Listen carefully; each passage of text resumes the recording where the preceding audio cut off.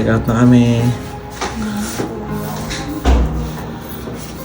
Walk-in lang sila. 1,000. 1,000 ang yung shared bathroom. Pagka family, ma'am, Meron po kami family room sa ngayon.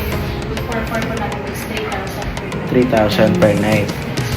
Pagka, yun lang yung pinaka-max na Kaya po yung 5 to 6. 5 to 6. Meron din po kami sa pang-limang pantayan na kasya po dyan ng 20 bucks kasi may ating 10 bucks doon sa ating tapos sila mga family. Magkano yun, ma'am?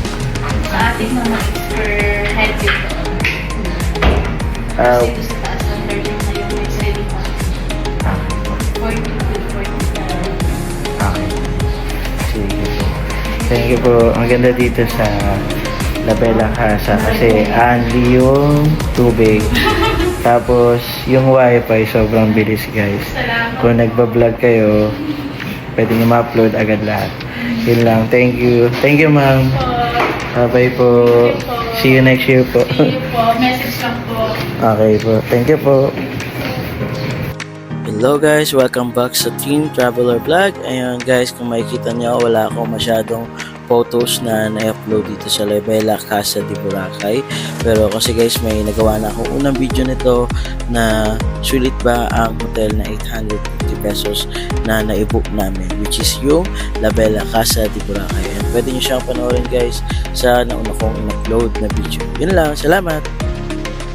Ito naman guys ang El Puerto de Boracay guys, no?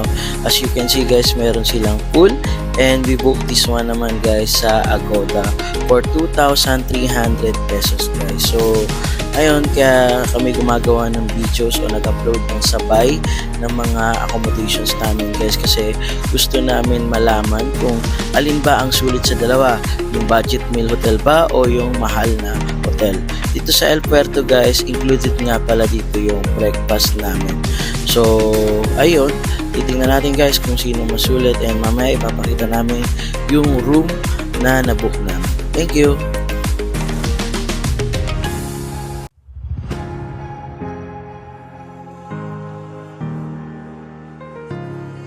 Yun guys, makikita nyo na papasok na ako dyan sa nabook nating room. And as you can see guys, kilas na nga pala yung room na nabook natin. No? So, wag na wag nyo mawawala yung susi na yan guys. And ayan, meron silang pamalaking mirror dyan guys. No? Para sa akin guys, sulit na talaga din naman itong nabook namin na room sa Agoda na for the price of 2,300 and included na yung breakfast guys. No? So, sabi ko nga kanina, kung ano ba ang masulit para sa amin? Itong budget meal na hotel o itong medyo mahal na hotel na nabook namin? Para sa akin guys, meron naman silang disadvantage at saka advantage ang bawat isa guys. Ayun, para sa akin guys, naging disadvantage ng El Puerto de Boracay ay ang pagpunta sa kanya hotel. Kasi talaga guys, from the drop-off area ng tricycle, pag sumakay kayo, ang layo pa nung lalakarin guys. Yun lang naman yung naging disadvantage para sa akin guys. So kasi paloob pa siya eh.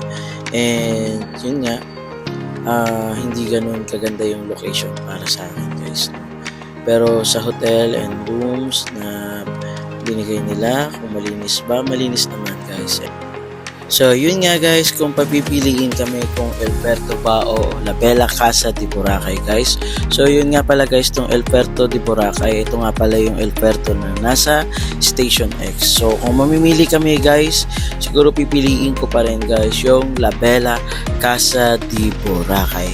Yun yung kasi guys ay nabook ko lang ng 850 pesos per night sa trip.com guys. So para sa akin guys, kasi ang naging advantage ni La Bella Casa de Boracay guys, kaya namin siya pinili kasi guys, napakalapit niya sa beachfront guys. So, as in, talagang sobrang lapit, 2 to 3 minutes lang yung paglalakad mo guys from the hotel ay nasa beachfront ka na and nasa harap ka agad ng Willis Rock. And aside from that guys, malinis at maayos din ang La Bella Casa de Boracay and only yung tubig nila doon guys. Sa totoo lang, importante yung tubig guys kasi kailangan natin yun dahil sobrang init sa Boracay and mahal ang bumili ng tubig tubig sa labas guys. So ayun, sulit talaga siya kasi dahil may kasamang patubig and maayos at malamig ang aircon ng Labella Casa de Boracay guys. So ayun guys, try nyo pag pumunta kayo ng Boracay, try nyo sa Labella Casa de Boracay guys. Yun lang, salamat!